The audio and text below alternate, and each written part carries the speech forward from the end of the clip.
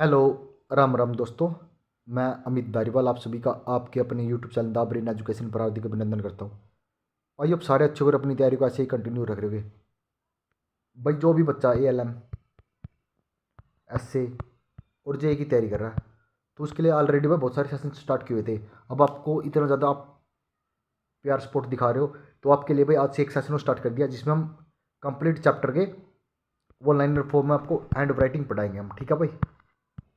अगर आप भाई एक तो सबसे मेन चीज़ जो आप 10,000 MCQ चले हुए हैं, अगर आपने वो क्लास देख ली और ये क्लास देख ली भाई आप सिलेक्शन 101% ले जाओगे। कोई भी माई गलाल आपको सिलेक्शन से नहीं रोक सकता। लेकिन ये चीज़ है कि आपने पढ़ना पड़ेगा। अगर आपने भाई इस क्लास की PDF चाहिए तो आप कमेंट कर दो, आपको हम लिंक प्रोवाइड करवा देंगे। आप वहाँ से इस क्लास को डाउनलोड करके PDF और वहाँ से आप रीड कर सकते हो। सबसे मेन चीज़ है भाई आपका इस क्लास में कभी भी टाइम वेस्ट नहीं होगा। 5 से 7 मिनट में हम लगभग जितने भी क्वेश्चन होंगे ना सिर्फ 5 से 7 मिनट की क्लास रहेगी। ज़्यादा लंबी हम क्लास नहीं करेंगे, चाहे हमारा चैप्टर 5 क्लासों में कंप्लीट हो, लेकिन हम 5 से 7 मिनट की आपको क्लास देंगे क्योंकि जितना से आप बोर होगे और 5 से 7 मिनट आप बहुत ईजिली निकाल लोगे। ठीक है। आज का आपका पहला क्वेश्चन है, आज हम करेंगे सेफ्टी से रिलेटिव जितने भी क्वेश्चन बनते हैं। ठीक है, चाहे हमारी 3 क्लास में कवर हो या 4 क्लास में, लेकिन हम आपको कवर करवाएंगे। ठीक है। आज आपका पहला क्वेश्चन है, दारा का सुरक्षित मान है कौन सा? दारा का सुरक्षित मान जो एक मानव 3 सेकंड तक सेंस कर सकता है। भाई दारा का सुरक्षित मान होता है 9 मेगा एम्पियर का, जिसमें मनुष्य 3 सेकंड तक उसे सहन कर सकता है, उसके बाद नहीं सहन कर सकता। जब व्यक्ति में 20 मेगा एम्पियर की दारा का झटका लगता है तो असर होता है, तो दर्दनाक झटका लगता है भाई। ठीक है भाई। ये पहला और दूसरा क्वेश्चन HPSC में देखने को मिला था। ठीक है, ये सब इतने ज़्यादा इंपॉर्टेंट क्वेश्चन है। अब देख लो भाई, पहले 2 क्वेश्चन HPSC में देखने को मिले, इससे ज़्यादा क्या ही आपको कंटेंट दूंगा मैं। यदि खालिस्तान की धारा मानव शरीर से होकर प्रभावित होती है तो इसका प्रभाव श्वसन समस्या के लिए, तो वह श्वसन समस्या के लिए मानव शरीर मतलब धारा का प्रभाव कौन सा तो होता है 20 मेगा एम्पियर से 30 मेगा एम्पियर तक, जो कि हमारी श्वसन समस्या को प्रभावित करता है। कपास से बने कपड़े के कारण लगी आग बुझाने के लिए अग्निशामक है। दो कपास और अन्य कपड़े, तो ये होता है शुष्क रसायन के लिए। उष्मा संबंधी बीमारी से ग्रस्त व्यक्ति को, वह जो व्यक्ति उष्मा से संबंधित बीमारी से ग्रस्त है उसको एक तो ठंडे और गीले कपड़े पहनने चाहिए। फ्रीजिंग धारा, धारा के मान में होने वाली वृद्धि है। तो फ्रीजिंग धारा क्या है? धारा के मान में होने वाली वृद्धि है जिसकी वजह से विद्युत झटके के संपर्क में आने वाले किसी व्यक्ति की मांसपेशियों में संकुचन उत्पन्न होती है। तो कितनी धारा होती है? 10 से 40 मेगा एम्पियर के बीच। ठीक है।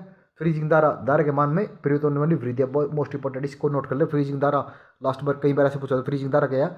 धारा के मान में होने वाली वृद्धि को हम फ्रीजिंग धारा कहते हैं। तो बच्चा सहित मनुष्य का आंतरिक प्रतिरोध, तो बच्चा सहित मनुष्य का आंतरिक प्रतिरोध होता है 500 से 3000 ओम तक। ठीक है भाई। चेतावनी चिन्ह की पृष्ठभूमि तो ये पीले रंग की होती है। कौन से रंग की होती है चेतावनी चिन्ह की पृष्ठभूमि? तो ये पीले रंग की होती है। अगर कोई व्यक्ति बेहोश हो जाता है तो सबसे पहली कार्रवाई, भाई अगर कोई व्यक्ति बेहोश हो गया सबसे पहले हमने उसकी सांस को जांच कर लेनी चाहिए कि सांस चल रही है या नहीं चल रही है। किसी दुर्घटना में अप्रत्यक्ष लागत है, दुर्घटना की अप्रत्यक्ष लागत कौन सी होती है? तो घायलों के अनुपादक समय की लागत होती है। ठीक है। जाग और सूखे पाउडर वाले अग्निशामक प्रयुक्त होते हैं। जाग और सूखे तो ये आते हैं वर्ग B में। ठीक है भाई। तो भाई कार्बनिक फायर में क्या क्या आता है? लकड़ी, कागज, कपड़ा, जूट एवं लकड़ी से लगी आग आते हैं कार्बनिक में। ठीक है। तो ये आग वर्ग A की श्रेणी के अंतर्गत आती है भाई, मोस्ट इंपॉर्टेंट है। तेलिया फायर, तेलिया फायर में आता है मिट्टी का तेल, डीजल, पेट्रोल आदि से लगी आग। ठीक है। तो ये वर्ग B की श्रेणी में आती है। कौन सी? तेलिया आग। गैसीय, तो गैसीय फायर आती है प्रोपेन, ब्यूटेन, LPG आदि से लगी, तो ये वर्ग C की श्रेणी के अंतर्गत आती है। कौन सी? गैसीय फायर। उसके बाद है इलेक्ट्रिक फायर, जिसमें बिजली के तार, उपकरण, विद्युतीय पदार्थों से लगी आग। कौन सी होती है इलेक्ट्रिक फायर? इलेक्ट्रिक फायर में आती है भाई बिजली के तार, उपकरण, विद्युतीय पदार्थों से लगी आग, तो वर्ग D की श्रेणी के अंतर्गत आती है। भाई आज हमने सिर्फ 15 क्वेश्चन किए हैं, ये आपके लिए एक डेमो क्लास के रूप में। ठीक है। तो ये क्लास क्यों स्टार्ट की है? क्योंकि भाई बहुत सारे बच्चों ने जो हमारा 10,000 का MCQ सेशन स्टार्ट किया चला हुआ है ना, उसमें बच्चे हद से ज़्यादा सपोर्ट और प्यार दिखा रहे हैं। तो उसी के चलते हुए हमने आपके लिए एक सरप्राइज है ये, जिससे आपको थोड़े टाइम में और रिवीजन हो जाएगा। ठीक है। अब आप ये बता देना इस क्लास का टाइम किस टाइम में आपने क्लास लेनी है, शाम को 3 बजे लेनी है या सुबह, आपको जो भी टाइम अच्छा लगे ना वो टाइम आप कमेंट कर देना, उसी टाइम आपको ये क्लास हम प्रोवाइड करवा देंगे, ठीक है।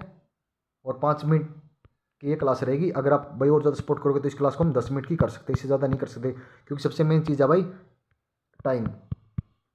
क्योंकि भाई हमारे पास टाइम की बहुत ज़्यादा कमी है, क्योंकि सबसे मेन चीज़ है भाई 8 घंटे की ड्यूटी।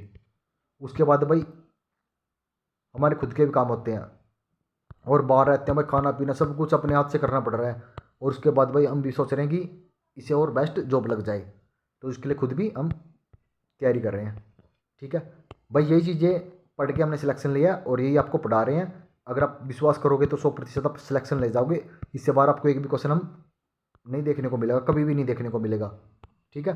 अगर भाई कोई बच्चा पीपीटी बना सकता है तो भाई कमेंट कर देना, हम आपको कंटेंट दे देंगे, आप उनकी पीपीटी बना सकते हैं। क्योंकि बहुत सारे बच्चे बोल रहे थे सर पीपीटी से पढ़ा दो, क्योंकि भाई पीपीटी में बहुत ज़्यादा टाइम लगता है और मैं नहीं चाहता कि टाइम वेस्ट हो। जितने पीपीटी तैयार करेंगे इतने में आपको मैं 2 से 4 क्लास और दे दूंगा, ठीक है। मिलते हैं नेक्स्ट वीडियो में जल्दी ही। जय हिंद, जय भारत। और कमेंट जरूर करना कि आपने क्लास कैसी लगी है।